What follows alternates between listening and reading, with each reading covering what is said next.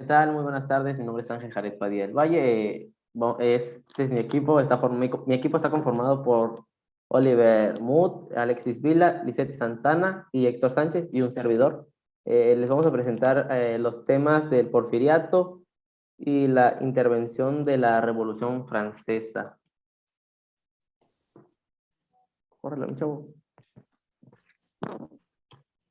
La intervención francesa en México fue de igual manera un conflicto armado entre México y Francia entre el 1862 o 63 a 1867 o 68.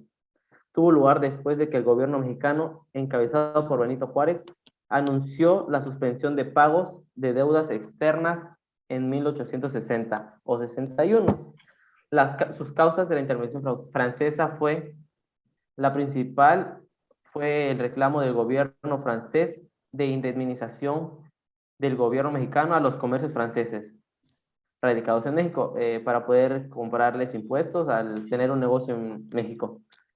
Eh, las ambiciones expansionistas del emperador francés Napoleón Bonaparte, a quien pretendía imponer su hegemonía en toda Europa, y decidió incluir a España como una nación basada más de su imperio. La alianza comercial entre Portugal e Inglaterra y la decadencia de España como potencia fue lo que generó las causas para poder enfrentar la intervención francesa con México. Las consecuencias que dejó la intervención francesa fue la crisis económica que orilló al presidente Benito Juárez a suspender el pago de deudas contraídas con otros países. El 17 de julio de 1861, el Congreso de la República decretó la suspensión de pagos a todas las deudas públicas, lo que originó que la reacción inmediata de Inglaterra, España, Francia, las hostilidades comenzaron a quebrantarse las relaciones diplomáticas entre cada país. La respuesta de la suspensión temporal de pagos de deuda externa fue inmediatamente el 31 de octubre de 1861, Inglaterra, Francia y España firmaron un convenio en Londres para ocupar las principales fortalezas militares de las costas de México con el objetivo de poder capturar o captar los recursos de las aduanas y cobrar la deuda de los tres países. A continuación les dejo con mi compañero Alexis Vila. 5 de mayo, Batalla de Puebla. Pues la guerra de reforma trajo consecuencias severas para la nación mexicana. Entre ellas fue la crisis económica que orilló al presidente Juárez a suspender pagos de la deuda contraídas con otros países, afectando en sí los intereses de Francia, Inglaterra y España, que enviaron tropas a las costas mexicanas. Y no obstante, debido a las negociaciones diplomáticas y a la firma de los tratados de la soledad, el gobierno mexicano se comprometió a realizar los pagos correspondientes.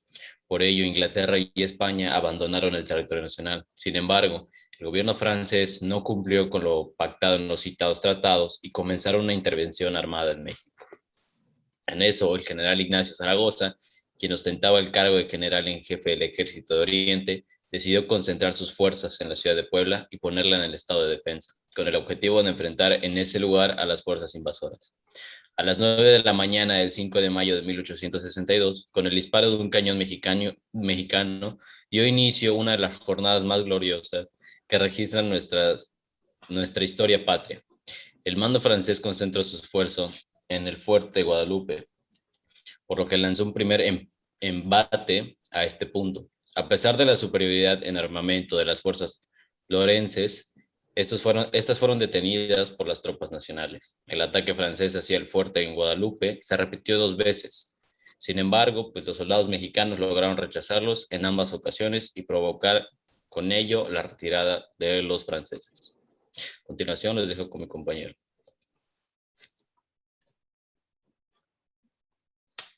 Segundo Imperio Mexicano. Ante el conflicto entre México y los países acreedores europeos, los conservadores vieron la oportunidad de reactivar su viejo proyecto de instaurar una monarquía en México con un noble europeo que ahora les permitiría recuperar el poder y eliminar las leyes reformistas y liberales. Benito Juárez salió de la capital a fines de mayo de 1863, un poco antes de que las fuerzas francesas ocuparan esta ciudad. Se estableció consecutivamente en las ciudades de San Luis Potosí, Saltillo, Monterrey, Chihuahua y El Paso del Norte, hoy Ciudad Juárez. La resistencia ante la invasión francesa era por la defensa del sistema republicano, la Constitución de 1857 y las leyes de reforma, así como la soberanía nacional. Las fuerzas republicanas estaban conformadas por los ejércitos regionales. Además, las guerrillas jugaron un papel importante. Además, al hostilizarse constantemente las fuerzas enemigas. En 1863, el mando invasor francés trató de organizar un nuevo congreso, pero debido a la posición pública, formaron nuevos órganos de gobierno, la Asamblea de Notables y la Regencia, integrado por los conservadores Juan Nepomuceno Altamonte, José María de Salas y arzobispo de Puebla, Pelagio Antonio de la Bastida. La regencia preparó el camino para establecer un imperio. Napoleón III y los comisionados mexicanos propusieron como candidato para ocupar la monarquía mexicana al archiduque Fernando Maximiliano de Habsburgo. Así, Francia veía la posibilidad de entablar mejores relaciones con Austria y Francisco José, hermano mayor de Maximiliano y emperador de Austria. Aprobó la oferta con tal que su hermano menor renunciara a los derechos de sucesión al trono austríaco. Llegada de Maximiliano y Carlota. Maximiliano y su esposa Amalia Carlota de Bélgica llegaron a la Ciudad de México en junio de 1864. El emperador, pronto desilusionado a las conservadoras, pues puso en práctica ideas progresistas y liberales. Por ejemplo, incorporó en su gabinete a varios liberales moderadores. Se negó a anular las leyes de reforma y rompió relaciones con el representante del Papa. Desde su proclamación como emperador intentó dotar al país de un congreso y una nueva constitución como emperador. Pero solamente se elaboró el Estatuto Provisional del Imperio Mexicano en abril de 1865, que ratificaba en lo esencial los principios de la reforma, la separación entre Estado y la Iglesia, la nacionalidad de los bienes de esta y la libertad de opinión y de cultos en el marco de una monarquía católica. A continuación, mi compañera Lisette.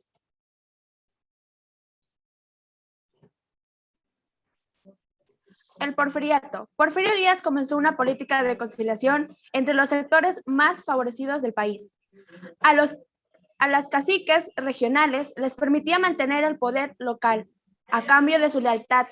Se concilió con Iglesia Católica y su antiguo enemigo, conservadores. Debido a lo anterior, México disfrutó cerca de 3 décadas de paz al final del siglo de batallas.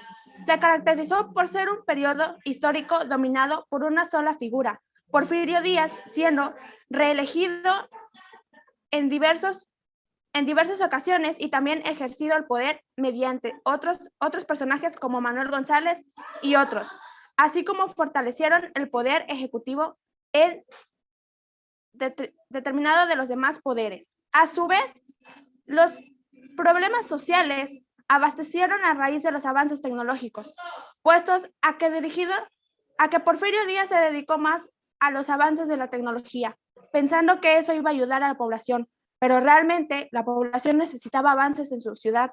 Las medicinas, cosas necesarias, trabajos, ya eran escasos, puesto que la tecnología en esos tiempos abarcaba lo que las personas hacían.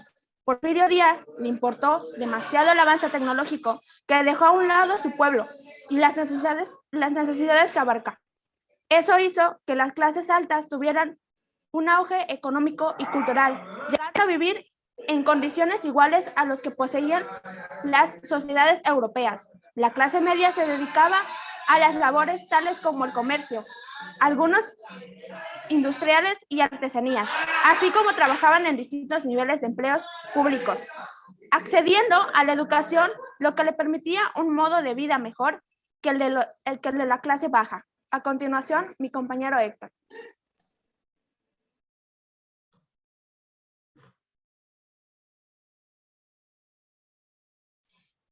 Avances tecnológicos del Porfiriato.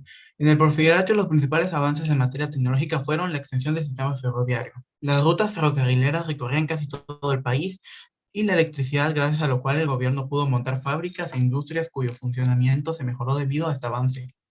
El automóvil también fue otro invento cuyo primer modelo llegó a México entre el 96 y el 98 y logró la instalación de la industria automotriz.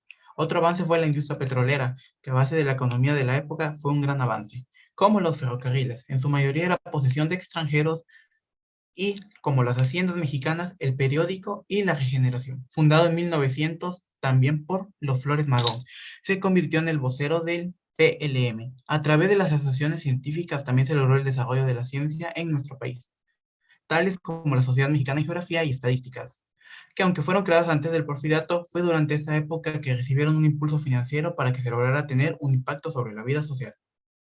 En materia de salud, se comenzó el control de epidemias gracias a la creación del primer Código Sanitario en 1891 y del Reglamento de Sanidad en 1894.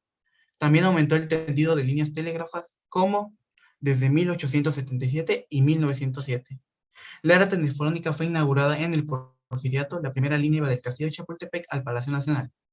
Al finalizar el siglo XIX, el país contaba ya con 5.000 aparatos. Eso fue todo por el momento. Espero que les haya gustado mi presentación y mi exposición. Gracias.